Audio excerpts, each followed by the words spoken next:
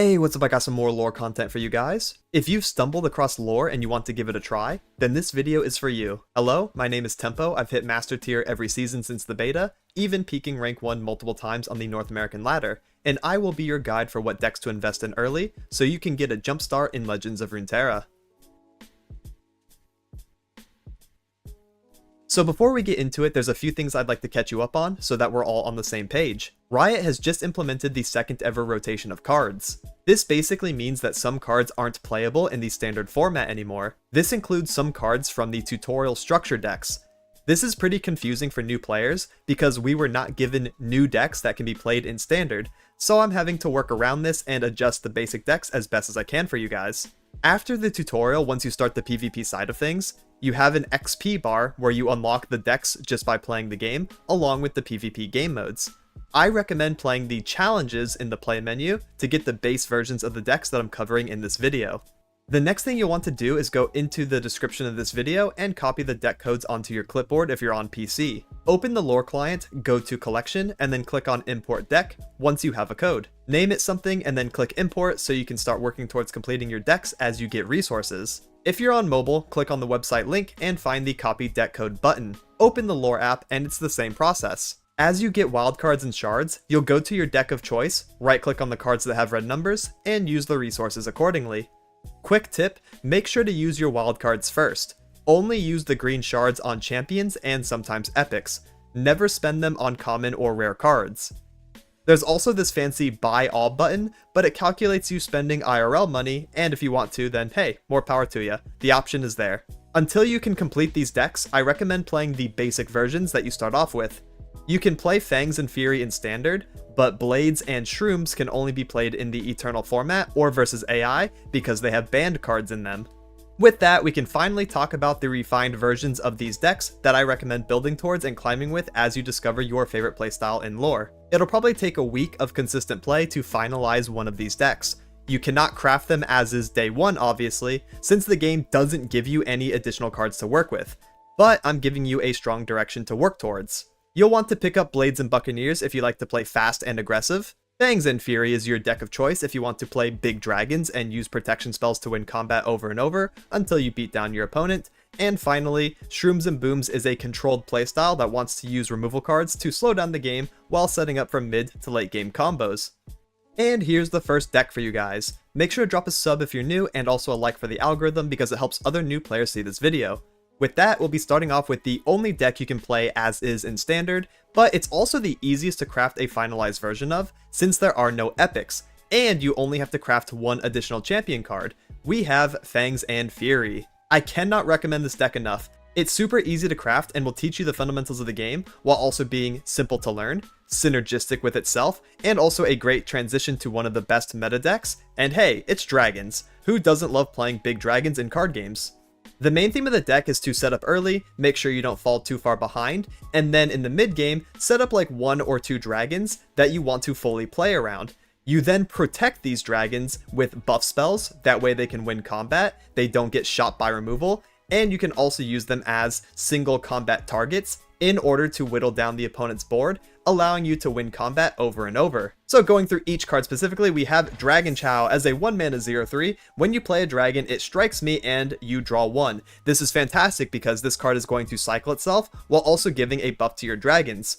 The reason for this is because dragons have Fury as a keyword. It says, when I kill a unit, grant me +1/+1. So if you play Dragon Chow on turn 1, and then eventually you play Shyvana, Shyvana will come down, strike the Dragon Chow, kill it, you'll draw 1, and also gain +1/+1, right? Isn't that like really cool? Super awesome synergy. Love that Dragon Chow is back. It was rotated for the longest time, but it is now playable again. So we are going to run it because it's a really good card that gets our stats going and also draws us more.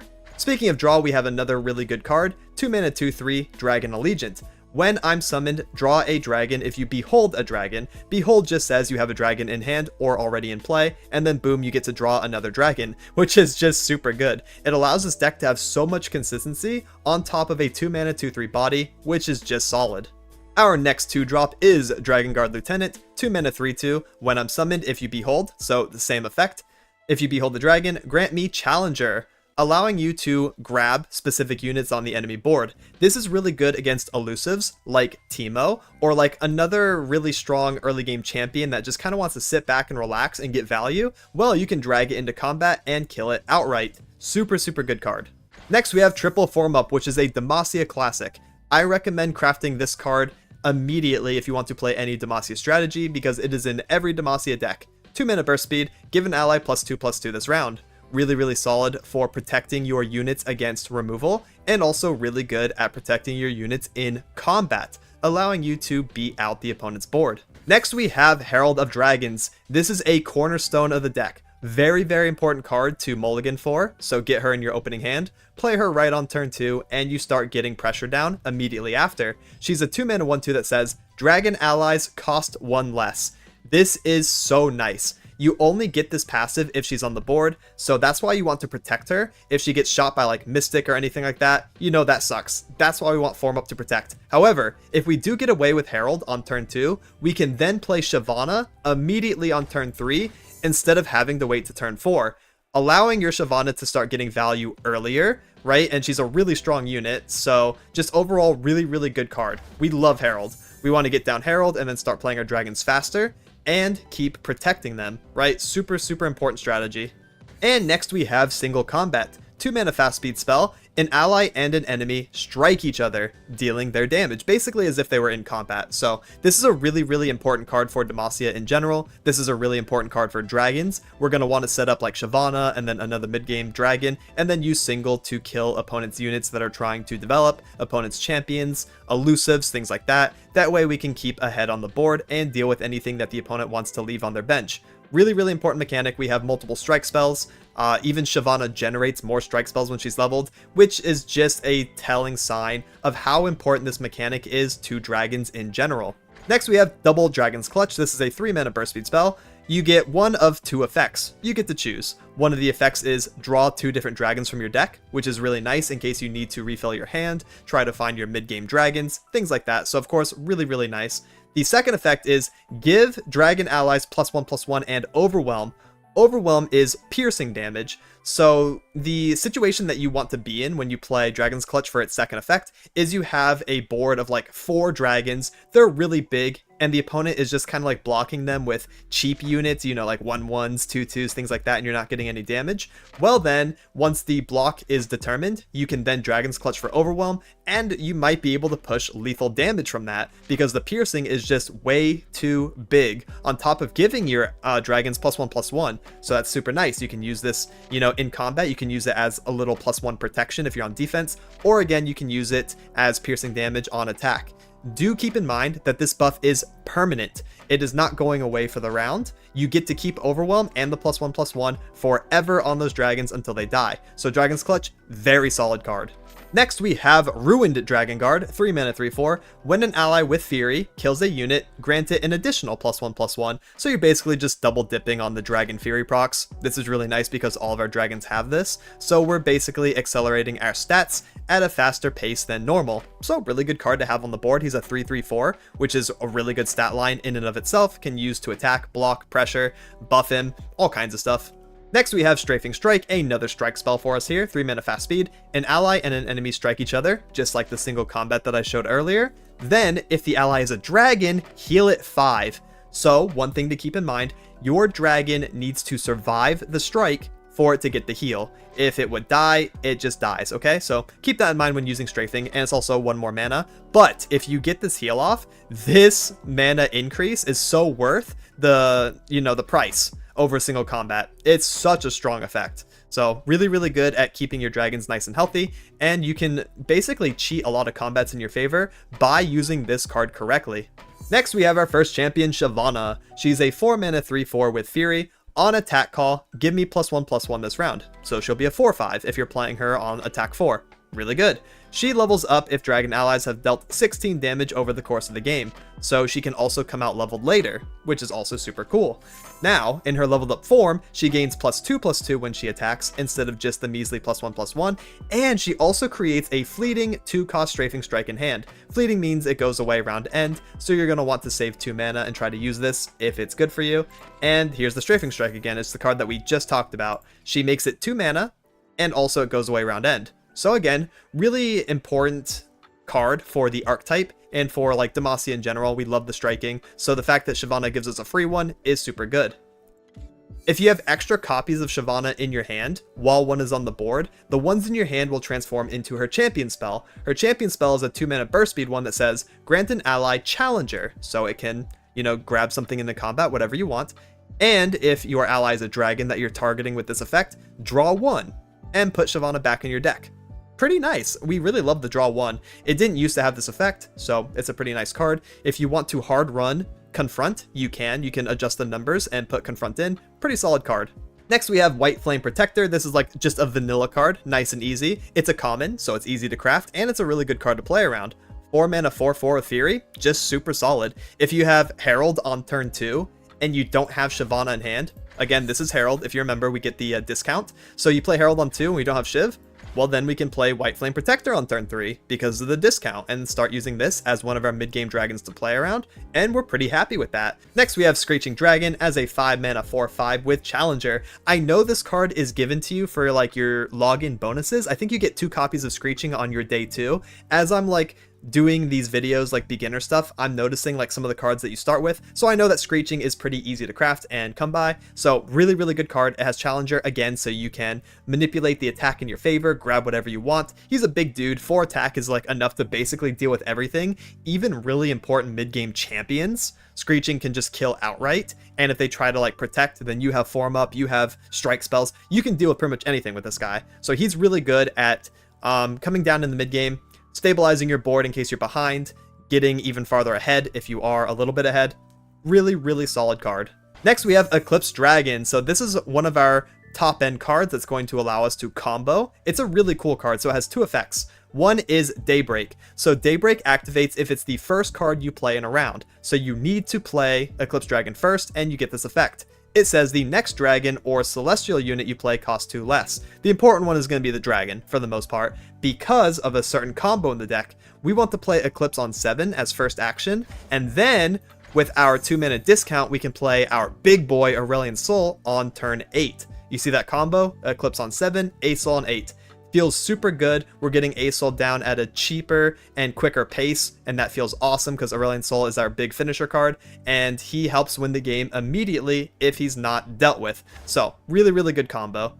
Now, if we also have Herald the Dragons on the board, we love this. Then you can play Eclipse on 6, and then you can play A-Sol on 7. So you even have like a 1-turn faster combo if your Herald has been protected over the course of the game and not dealt with. Then you can get out this even faster, which is another really sick combo to play around, and it's really fun to pull off. Very quickly, I'll talk about the Nightfall effect. It doesn't happen too often, but you can use it in case you are running low on resources and you really need to use the Nightfall to get a random dragon and celestial in hand. It's pretty simple. All you have to do is not play this card first in the round, and then you get the Nightfall effect, right? The opposite of Daybreak. So super simple, super nice. This can also come up. For the most part, we're doing the Daybreak effect like 9 out of 10 times, but there will be that one niche scenario where you want to Nightfall and get some extra resources to play around in the mid game. And finally, we have Aurelion Sol, the big boy himself. He's a 10 mana 10/10 with Spell Shield, so he can basically prevent one spell from activating against him. That's super good, makes him nice and safe. And of course, he has Fury as his other keyword. On play, invoke a Celestial card that costs 7 or more. The Celestial cards are their own set of cards that are creatable essentially from like the invoke archetype. For the most part, they're just really big dudes, really strong cards. Like for the units, you have finishers like the Scourge, who just gives everything on your board, big stats and overwhelm, really big, right? And then the spells are like obliterate enemy units and things like that. So you're gonna pick one and then it goes to your hand. Round start, create a random Celestial card in hand. So these are going to be like more of the cheaper ones maybe. You can hit like the mid-game ones, things like that. But you're basically just getting resources, and they're always pretty good. Now, what you want to do is level up your Aurelion Sol. He levels up round end if your allies have 20 plus total power, which is the attack stat. So if you have a couple dragons on the board and you reach an attack stat of 20, he levels, and that basically makes your Celestial cards infinite value because they cost 0, and you're also getting one every round start. So really broken. Let me just tell you, Aurelion Sol and also Viego are the hardest champions to beat if they are leveled up. If you get this resolved, you are basically beating your opponent. It's so hard to come back from that position. So we are playing around it. We're trying to get this ASOL level. We're going to get big free Celestials, have a grand old time, and the opponent is probably going to surrender before you even get to play most of them. That's how strong ASOL is. The opponent would rather surrender than even try to beat you if you level this guy. So yeah, we're going to be going for that, playing that, and just having fun with it. It feels so good. It feels so cool to pull off Aurelion Sol level and start popping off. His champion spell, if you do have one on board and one in hand, is really big removal. It just says deal 15 to all enemies, which is like drastically overkill. It's just going to wipe the opponent's board. Pretty nice, but we're not going to use it too often. The reason that we only have 2 ASOL in this deck is because we have a lot of draw, right? We have Allegiant, which can draw us a card. We have the Dragon's Clutch, which can draw us dragons. So for the most part, we're probably going to get to him in the mid and late game. We don't want to have 3 Aurelion Souls because if we open multiple copies, then our hand is going to be inconsistent. So that's why this deck is nice and cheap and efficient for new players, because you only have to craft the extra Shyvana, because the game starts you off with 2 Aurelion Soul. You don't even need to craft a third. We're good to go. If you want, at any point, you can upgrade the deck by putting in one of a champion of your choice. Like Morgana is probably your best bet. You can just throw in a Morgana, right? Put Strafing Strike down to 2, and then if you have Morgana, there's no reason to not put her in. She's a really strong mid-game card. So, hey, you have that option available to you as well. And that's it for the deck rundown. Now here's a live commentary game so you can see how the deck plays out. I'll be giving context to why I'm playing certain cards, and hopefully it gives you a good feel on how to play the deck. And for this example game, we're going to be fighting Morgana Aphelios, which sounds like a pretty strong combo. I'm scared of this region combo as well. That's usually been pretty good in the past. So they have access to Mystic Shot, which sucks for our Herald, however we are going to keep her. I would also like to keep the Eclipse Dragon, since we need to behold the dragon to get this Allegiant effect. And we can probably get rid of the Strafing Strike since we have plenty of strikes in our deck. Nice, this is a pretty good hand. We could probably play Dragon Chow on turn 1 for sure, and then decide Herald or Allegiant as we go into turn 2. Both are great options. But for the most part with dragons, what you want is at least 1 dragon in hand. You also want some early game, and then like a buff spell and a strike spell by like turn 4 or turn 5. That's kind of what you're looking for. A combination of different kinds of cards, right? Unit, buff, strike. And a dragon. And then you're pretty happy. So we're going to play Chow on 1. I probably want to play the Herald on 2, just for the off chance that we can hit Shyvana on turn 3. Since we are attacking on odds, right, odd turns, we want to set up Shyvana on attack 3. That'd be really good. The only way we can do that is if our Herald lives through 1 turn. That's it. She just needs to live 1 time. So ideally we can get there. All they have to do is play a 2-drop, and then we have access to her. So let's see what they are going to play on turn 2. Nice. We also have our Eclipse into ASOL combo. They probably have Mystic in hand, but I'm going to play the Herald anyways, right? Just for the off chance that they can't deal with her. Yep. Let the 2-1 attack. That's fine. There's a world where we could block with the Dragon Chow, but eh. Don't want to put it to 1 either. Alright, so they did deal with our Herald. Unfortunate. But it is what it is. Let's go ahead and play the Dragon Allegiant now. Elder Dragon, I am your destiny. And then we can just play like one of the dragons on 4, one of the dragons on 5, and kind of go from there. We don't really need to attack here. Doesn't do a lot for us. Just going to hold the Allegiant back as a blocker. Dragon's Clutch, that's pretty good. Yeah, we can go ahead and block that. I don't want to take too much damage to face. And then we can play Shyvana. Shyvana will come down, strike the Chow. Draw me a card, gain some stats. All good. We love all this. Sunburst. That's a really big removal spell. Alright. So as we can see, they're playing pretty controlled. They have a bunch of removal. They're just shooting our dudes. But that is quite alright. We can go ahead and play another Herald here. And then another Shyvana, if possible, unless they have more removal. Temple. Okay. Shyvana. And since we got our Herald back, we can do the Eclipse on 6 into ASOL on 7 combo again, which should feel pretty good. Attack with both of these, since we now can push for the board. Away with you. Yep. Kill that. Kill that. Hit the Fury proc. Love that. Sunk Temple's kind of annoying. It basically lets them redraw and then play cheaper cards later.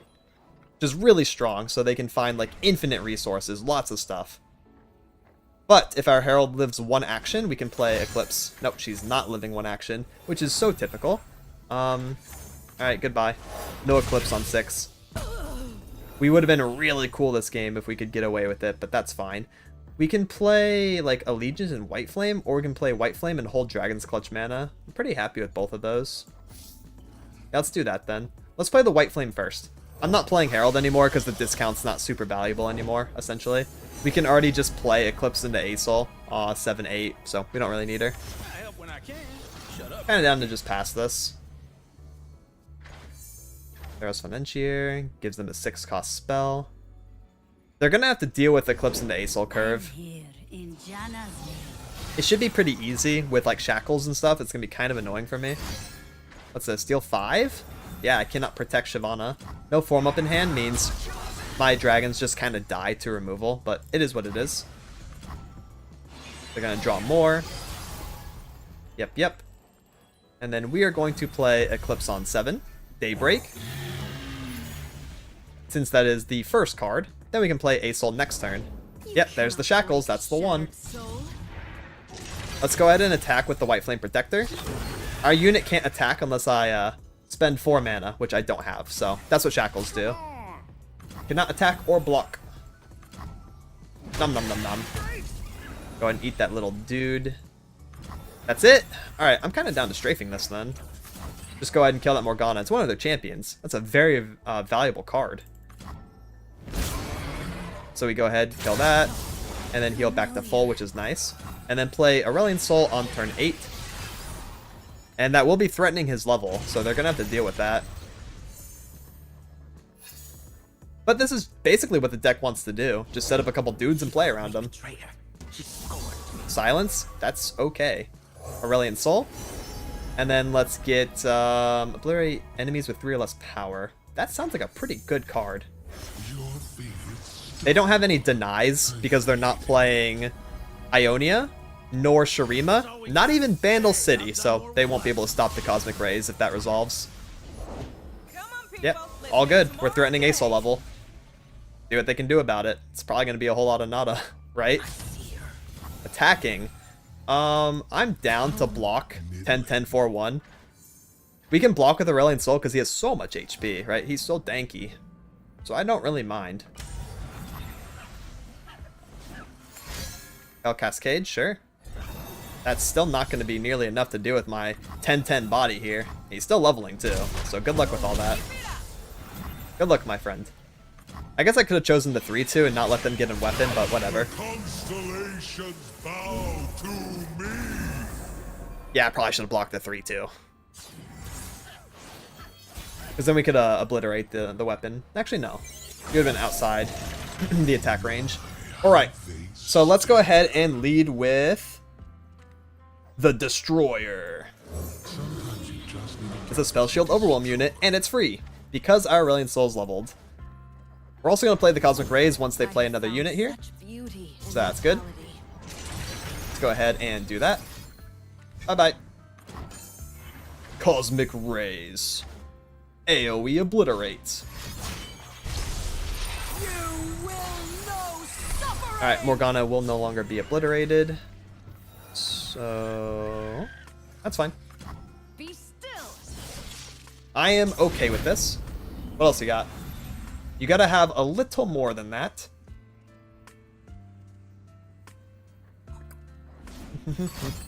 Sunburst, okay. What shall we do about that? Guess nothing. Let us unshackle Aurelion Soul, because we want to attack with him. Send that. Send that. And we can also unshackle the Eclipse Dragon, or we can do Dragon's Clutch and give Asol Overwhelm. Either way makes the Morgana have to come up and block, right? So it doesn't matter which one I do. I think I'd rather just unshackle at that point. Could I also go for a lethal with like Lieutenant? I guess I could, right? If I play Lieutenant and I play Allegiant, then I can grab Morgana on the far end, push 20 damage, and we have a lethal this turn. Okay, let's try that. I think we got it. Yep. So that's what we would do. And also, if you want additional gameplay and more context, follow me over on Twitch and see if you can catch me playing some dragons. I'd be happy to answer your beginner questions. And the next deck I have for you is a refined version of Blades and Buccaneers, aka Pirate Burn. This is the go-to, very aggressive, swarm and go wide aggro deck. The main theme is to just spam the board with units and attack relentlessly until the opponent dies. And anything we can't do on board, we can also try to close out with direct damage burn spells like Noxian Fervor and also Double Up. So for our unit specifically, we have Crackshot Corsair, which is a 1-mana 1/1. When allies attack, deal 1 additional damage to the enemy nexus for free. Really, really good if you can stack multiple Corsairs and just overall get more cheeky damage in. Next we have Jagged Butcher, a 1-mana 2/2 Plunder. Plunder says, a card activates its Plunder ability when played if you damage the enemy nexus this round. So what you want to do is damage the enemy nexus, and then play Jagged Butcher to get an additional +1/+1 boost. However, he's pretty fine just as a 2/2. But yeah, he can be a 3/3 sometimes, which is really good for pressure. Next we have Legion Saboteur, 1-mana 2/1 on attack call, deal 1 to the enemy nexus for free. Just like the Crackshot Corsair, but this one is attached to Legion Saboteur herself. So, pretty good, pretty strong, pretty aggressive. Legion Saboteur is like a really good Noxus card to craft early if you want to play any Noxus burn strategy. Next we have Precious Pet, 1-mana 2/1 with Fearsome. Fearsome says, can only be blocked by enemies with 3 or more power, so pretty annoying to try to block Precious Pet early. A lot of opponents are going to have like 1/1s, 2/1s, 2/2s, but not really a 3-attack unit, so Precious Pet gets some like really cheesy early damage in. Next we have Arena Battlecaster, 2-mana 2/2 on attack, give other attacking allies +1/+0. Since we are swarming the board and having a lot of dudes down, Arena Battlecaster is also going to provide a big attack boost to everything, allowing you to push even more damage. Next we have Double Imperial Demolitionist. This is actually like one of our finisher cards. This is not something that you want to play right on turn 2, this is something you play later down the line. She is a 2-mana 2/2 on play, deal 1 to an ally to deal 2 to the enemy nexus directly, and that really helps in case the opponent has a little bit of HP left, you can basically just finish them off. Next we have Legion Grenadier, a 2-mana 3/2, so he's pretty aggressively statted, gets a bunch of damage in if he gets a swing, and also on last breath, so when he dies, deal 1 to the enemy nexus for free, basically adding up all these 1 free damages over the course of the game in order to finish off your opponent later on.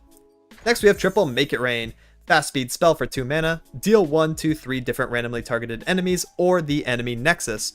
So best case scenario is the opponent has 2 1 HP units on the board, you kill them both, and you also damage the enemy nexus for 1, basically for free. That's just how Make It Rain works. Next we have Mirai Warden. She is a 2-mana 2/1. When I'm summoned, summon a random 1-cost follower. The 1-costs on average are pretty good. You're pretty happy seeing most of them. There's a couple that have 0 attack, and that sucks, like the Dragon Chow and the Unscarred Reaver. You know, you hate to see those. Otherwise, you're in a pretty good spot. Next we have Misfortune, 3-mana 3/3. When allies attack, deal 1 to all battling enemies that are trying to block you, and also the enemy nexus for free. So very, very strong effect. Get in that extra damage, make it really annoying for the opponents to block our board, and she basically is a glorified Crackshot Corsair. She's just a bigger version, but with a better effect.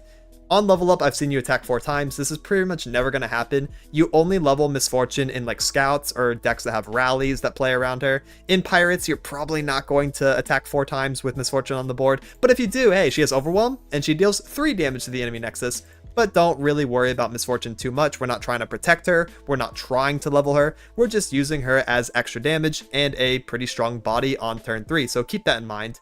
Extra copies of Misfortune become more copies of Make It Rain, which we are already running, so pretty good for removal and direct damage. And next we have Noxian Fervor, my favorite finisher card. 3-mana fast speed spell, deal 3 to an ally, to deal 3 to anything. That includes the opponent's nexus. So there's a couple situations in which you can use Noxian Fervor. If the opponent is trying to shoot your unit, like let's say with a Mystic Shot, you can then do Noxian Fervor to turn your unit into 3 direct damage to the enemy nexus because it was going to die to the Mystic anyways. So Noxian Fervor really, really good at that. Also, if the opponent only has 3 HP left, then Noxian Fervor can be a finisher card, right? Basically close out the game, be the last little bit of damage to kill the opponent. And you can use this in conjunction with other cards like Make It Rain. You can do Noxian Fervor on your Grenadier for that 1 additional damage when he dies, and basically combo with other stuff. Next we have Barbed Chain. This is our draw card. It's a little tricky, it's a little hard to get used to, but let me explain it. It's normally 4 mana. It's a burst speed spell. However, on Plunder, so if you deal damage to the enemy nexus, it costs 2, which is nice. Then you will draw 2 at the next round start, and the cards will be fleeting, which means they go away. So you actually want to use Barb Chain like in the mid game as a way to draw like any last little bit of removal that you can, or some more units to swarm with for one final attack push. The cards will be fleeting, so you need to use them the turn after you activate Barb Chain. So just keep that in mind, and you'll be in a pretty good spot. It's really nice to have draw and cycle in burn decks, because sometimes that top deck fervor is exactly what you need to win the game, and Barb Chain help you get there. Next we have a couple Double Up. Double Up is another finisher card. 5 mana fast speed spell, deal 2 to an enemy. If this kills it, deal 4 to the enemy nexus. This is massive. It's also fast speed, so it can be used during combat, and the best time to use this is when the opponent taps out of mana. That way they don't have a response, because you do have to kill the enemy unit for you to get the 4 damage. You have to. If the opponent has a buff spell and their unit lives, or they have a kill spell and kill their own unit and Double Up doesn't work, then it will not resolve and you will not get any damage. So it's like a high risk, high reward. You want to make sure you use this at the correct time, and you will be rewarded accordingly. And for our final card, it is our other champion, Gangplank. He's a 5 mana 5/4 with Overwhelm, so he does piercing damage.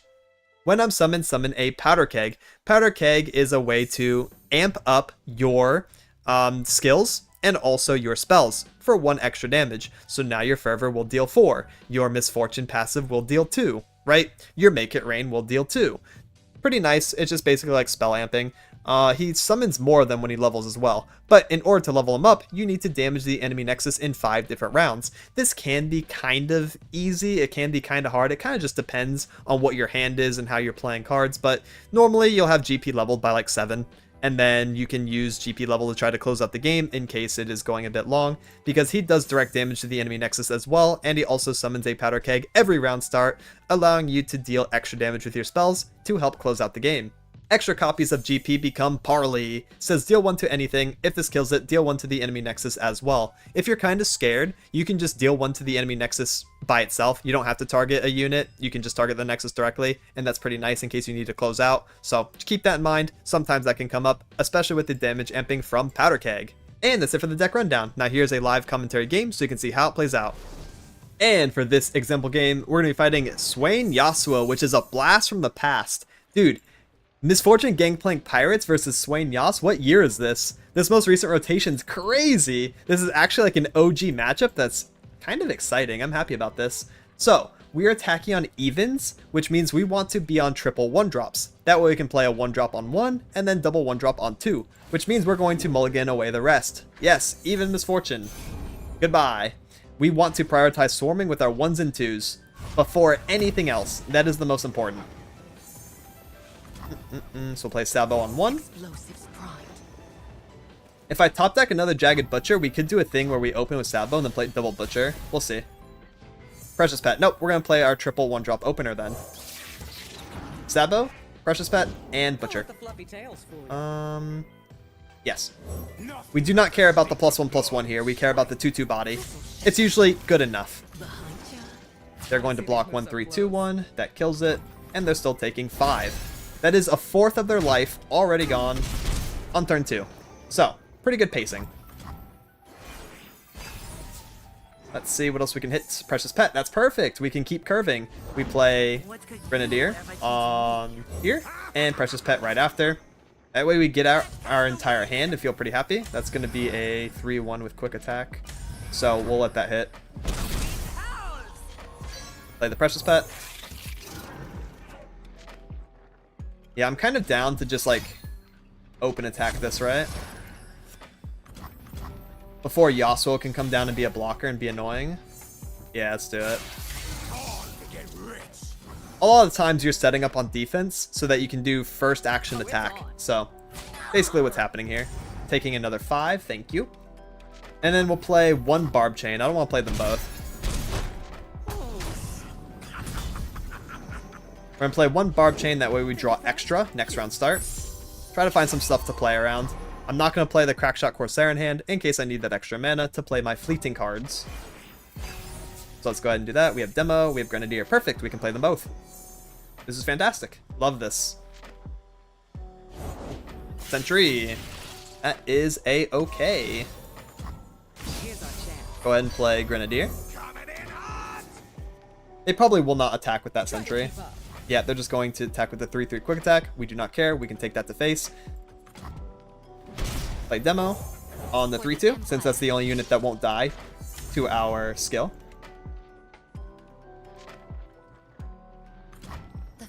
Like, look at this. Look how annoying we are. But yeah, I'm not blocking because we don't have to. We don't have to block the quick attack unit. We want to stay ahead on the board. We're okay with taking damage to face and basically treating this like a damage race. I'm also down to play Barb Chain here. That's perfect for our mana. And then we can open attack with everything. We are more wide than the opponent, so it's going to be hard for them to block us. We can always top deck Fervors or like double up or something here. Make it rain, that's good. Try to get extra damage that way. So let's full send. Open attack turn 6. Threatening lethal, they need to be on a stun now. Are they on a stun? Let's see. Oh no, yeah, no, they're dying. They're dying. Here comes a Steel Tempest probably, or a Steel Gale. Yep. Living with 2. That is okay. Resolve. I dare you. And then once combat finishes, we'll play a Make It Rain. That way we hit the Blade Twirler, whatever they summon, and also face. That's optimal. Good damage. Very, very good damage. And then once our Grenadier dies to anything, we win. Unless they heal, if they have any healing somewhere. Sentry. Okay, as a response to Sentry, we play Make It Rain. Easy enough. Deals 1 to the 3 things that it has access to. Nopeify. Classic Ionia. Denying my spell. Would you look at that? Play our Fleeting Corsair, and I'm actually kind of down to pass. Just in case we need board space for like Misfortune or something. Or another Corsair. I mean, that's good too. Corsairs can just hit the enemy face for free. We can also block with these, try to get our Battlecaster. That's extra attack for our open. Yeah, we're in a pretty good spot. We're in a pretty good spot, I'd say. Because, like, now I can block the Blade Twirler because I need board space. Go on, Fang. Just like I taught you. Yep. Get him. Stun the 2/2. I'll play Corsair here. I'll shoot the wings off a bilge wasp. Careful where you point that thing. Intimidating Roar is crazy! Oh my goodness. Okay, so what I'm gonna have to do, because I need to block this 23 attack Blade Twirler, guys, is replace one of my units. Probably the 2/1. Here you go. No problem. I mean, we just have blockers for days. I don't care about that. Yeah, and then we would win on next open attack, which again means first action attack. Nice and easy. And the final deck I have for you is a refined version of Shrooms and Booms.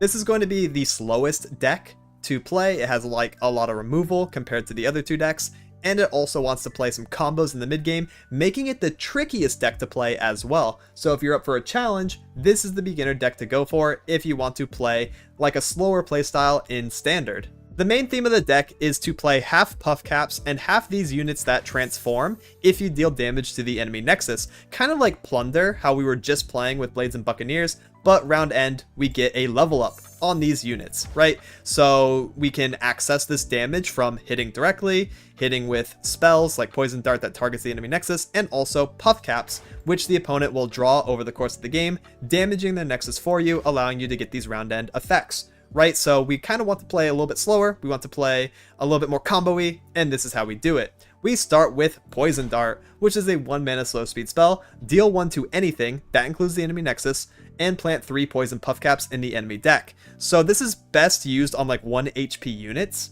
or, again, enemy Nexus to get round end effects. Poison Puff Caps go into your opponent's deck, right, they attach to random cards, and when the opponent draws a card with Puff Caps on it, they take X amount of damage for however many puff caps are attached to said card. Sometimes they'll draw a card with 1 puff cap on it. Sometimes they'll draw a card with 7 puff caps on it, right?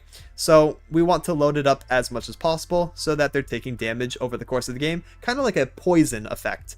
Next we have Teemo, who is our puff cap champion. He's a 1-mana 1/1 with elusive. He can only be blocked by enemies that have elusive or a keyword called sharp sight, which just allows them to block elusive.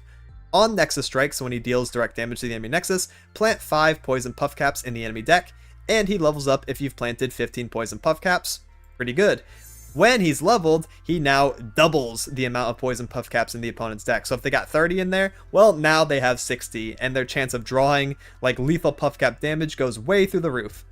Extra copies of Teemo in your hand become Teemo's Mushroom Cloud, which just puts 5 poison puff caps in the enemy deck. Next we have Bitsy Lizard, who's a 2-mana 1/2. Round end, if you've damaged the enemy Nexus this round, transform me into Lava Lizard. Lava Lizard has increased stats, it's a 3/4, and also has Impact. Impact is a keyword that says, when this strikes while attacking, it deals 1 to the enemy Nexus for free. Next we have Clump of Wumps, which is a 2-mana 2/2. When I'm summoned, create a Mushroom Cloud in hand, allowing you to put more puff caps in the opponent's deck, so pretty nice.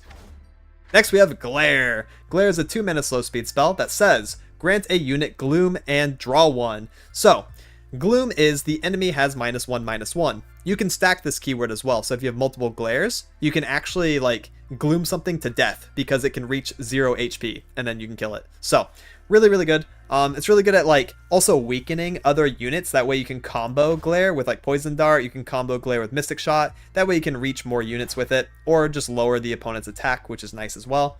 And if you do Gloom something, you get to draw 1, so the card cycles itself. Next we have Triple Mystic Shot, which is a P and Z classic. Would recommend crafting this card as soon as possible if you want to play anything Piltover and Zon related. It is fast speed, deal 2 to anything, so you can use this on opponent's units, or you can use it on the enemy Nexus. Next we have Puff Cap Pup, 2-mana 2/2 with quick attack. While attacking, strikes before its blocker. So this basically means if the opponent is blocking with a 2/2, your Puff Cap Pup will kill it and not take any damage back, because it strikes first. Very, very powerful on attack turns. It does nothing on defense, so keep that in mind. Also, on strike, plant 3 poison puff caps in the enemy deck. This can be applied on attack or defense as long as it does damage. Then you put puff caps in the opponent's deck, which is super good for Teemo. Next we have Chief Knuckle Talk. He's a 3-mana 2/4. When an ally transforms, fully heal it, grant it 1/1, and impact. So transforming is the Bitsy Lizard effect, right? It says transform me, round end. So it gets additional stats, additional impact, if Knuckle Talk is on the board and sees this. This also counts for champion level ups, by the way. Champion level ups do count as a transform effect. So if Teemo levels while you have Knuckle Talk on the board, Teemo will gain an additional +1/+1, fully heal, and gain impact. So Knuckle Talk is a really good unit to have on your board, right? Keep them on the bench and allow your champions to level, and also allow your other units like Bitsy Lizard to transform and gain additional stats and value. Next we have Puff Cap Peddler, 3-mana 3/3. When you play a spell, plant 3 poison puff caps in the enemy deck. We are generating spells from our Clump of Wumps, right? Getting the Mushroom Cloud, turning that into 8 puff caps instead of just 5. We can play Poison Dart, we can play Glare, Mystic Shot. Every time we play a spell, Peddler will throw an additional 3 in there, so he's really good to keep on the bench and keep loading the opponent's deck with these poisonous puff caps.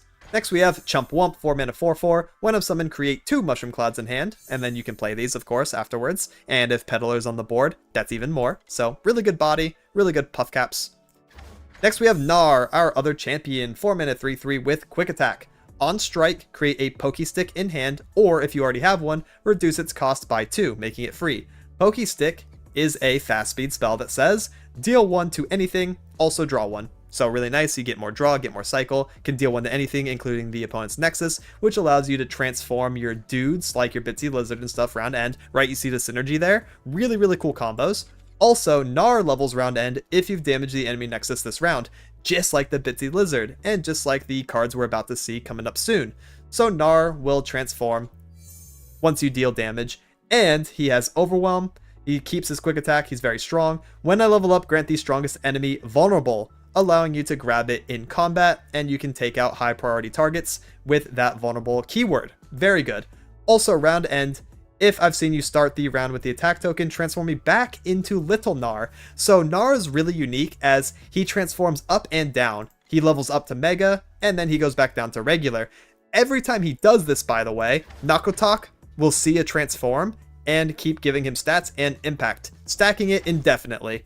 So that's something to keep in mind. Not only does Gnar transform up to Mega Gnar, but going back down to regular Gnar is also a transform, guys. That's a really cool combo. Really, really awesome if you have the Nakotak. It feels cool. It feels super cool to pull this off. Gnar gets bigger over the course of the game, gets strong, use them as an overwhelm win con. Very, very good. Extra copies of Gnar becomes Gnar's Wallop, which says deal 1 to an enemy and stun it. That's pretty simple. 3 mana, deal 1 to an enemy, stun it as well. Really good on attack, really good on defense whenever you want to use the Wallop. Really, really good card if you do have the extra Gnars in hand. And for the final cards, we have a bunch of transform units. We have Teeny Dactyl, which is a 4 mana 4/3. Round end, if you've damaged the enemy next this round, transform me into Pterodactyl.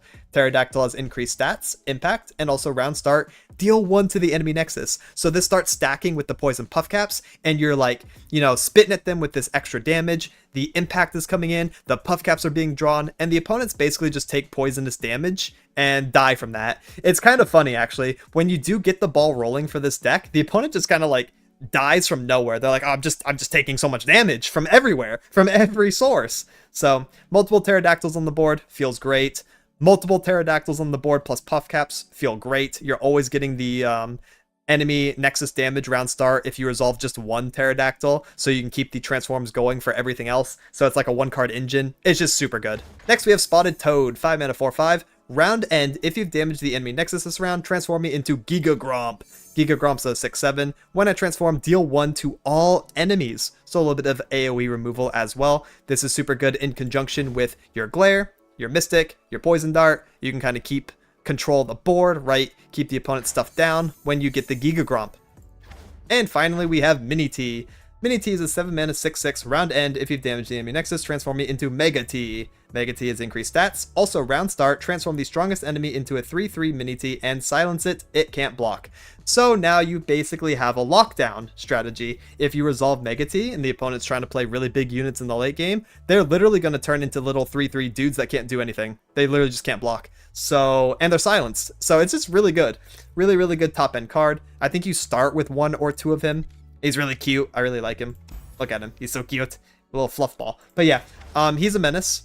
And so is the rest of the deck once you get the ball rolling. Again, it's the trickiest deck to learn because there is some like layers to the strategy and you have to like learn the ins and outs of it, but it is a fun deck. I wouldn't say it's the most powerful of the 3. I would definitely think that's Fangs and Fury, the first one that I covered. But yeah, no, this is a really good like strategy if you want to learn like the slower play styles and the decks that have a little bit more going on underneath the surface, and you want to learn something a bit more complicated. And that's it for the deck rundown. Now here's a live commentary game so you can see how it plays out. And for this example game, we're going to be fighting Age of Dragons, which is a Morgana Elder Dragon slow-paced control deck. That's actually really cool. It wants to mana ramp and then play really big Age of Dragons, which allows you to play like 5 dragons for free, right? Including Elder, which is pretty sick. We have Teemo on 1, we have Lizard, Glare, Puffcat, Pup. This is honestly just like a pretty keepable hand. We have a good mix of a removal card that draws us, we have something to play early, and we have Puffcap synergy and also one of our transform units. So just kind of happy overall. Let's go ahead and play Teemo and attack with them on turn 1, of course. That's 5 Puffcaps already in their deck. You can always check the Puffcap count by clicking on their deck. And then, oh, they took 1 already, which means we can play Bitsy Lizard. Dude, it's so over. Bitsy Lizard's gonna go crazy here. Oh, that's actually really unlucky for them. Puffcap on top 1. Uh-oh. Bitsy Lizard. And then we can open attack, which is first action attack for the turn, and then play Glare after, killing the Cosmic Youngling when it blocks my Lava Lizard. That's the game plan, at least.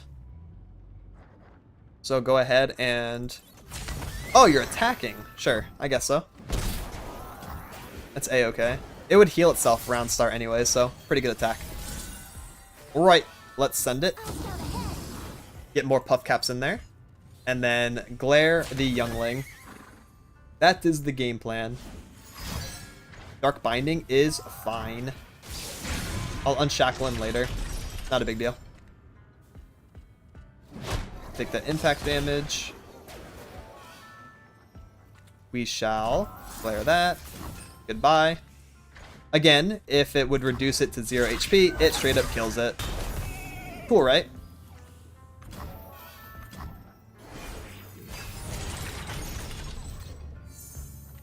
Let's do double Puff Cap Pup on turn 4.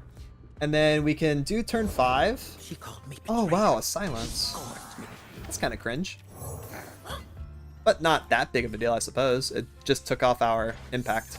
We already have the enhanced stats. It's kind of what we care about. So yeah, we're going to do an open attack again before they can set up any blockers like Morgana, who's kind of cringe. Lifesteal's pretty good into us, of course, so we don't like that. Shackle.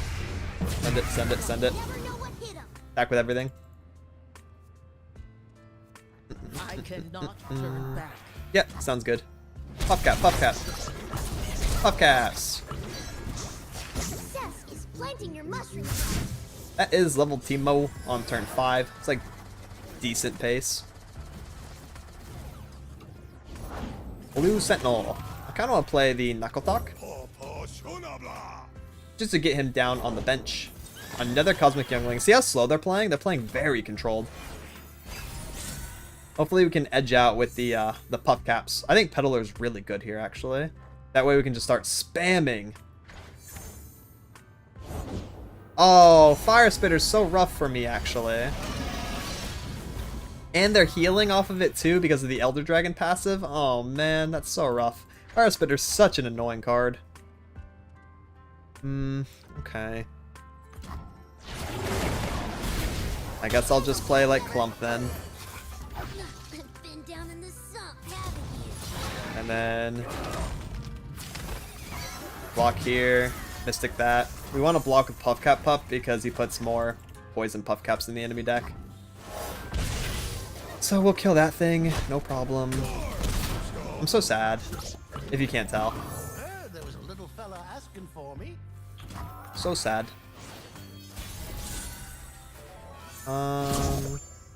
Okay, that's pretty good. Let's attack with everything because our Peddler doesn't die, so that's cool. Just full send it. Send it! And then we'll probably play the Mini T. Especially if they play something big here. Or if they play Morgana. Okay, what's that? When I'm summoned or use a Healer Nexus. Okay, Mini T. Mega T is actually going to be kind of annoying for them. At every round start, I'm going to get this effect here. Locking down their board. And they can't play Age of Dragons right now. They're actually 1 mana off from that. Oh dear. That's A-okay, what? Tough. Sure, it's going to get silenced. I do not care about that. I'm going to play Spotted Toad.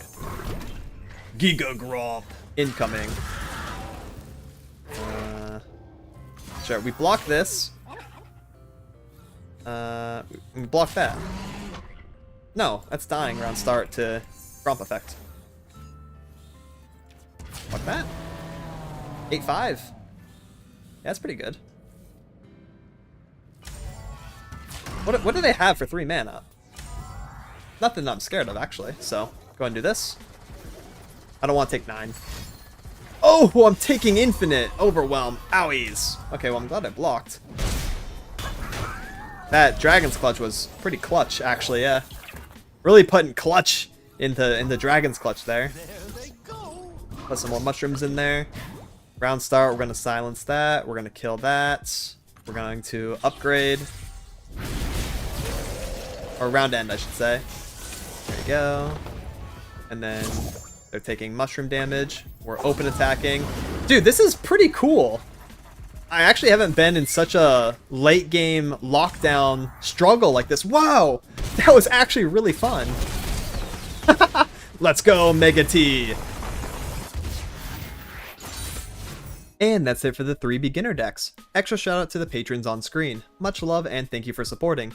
So yeah, to wrap things up, you probably want to pick one deck to work towards. craft it in a week or so, and then transition to a meta deck with the same playstyle as the one you enjoy. Alternatively, you can craft all 3 of these decks and play them a bunch to figure out what you like and have a strong starting point for learning the game. And that's it for this one. Please like and subscribe if you thought this video was informative or entertaining. It really helps me out. I'll be releasing more deck profiles, guides, gameplay highlights, and meta reports in the near future. Thank you so much for watching and have a good one. Laters!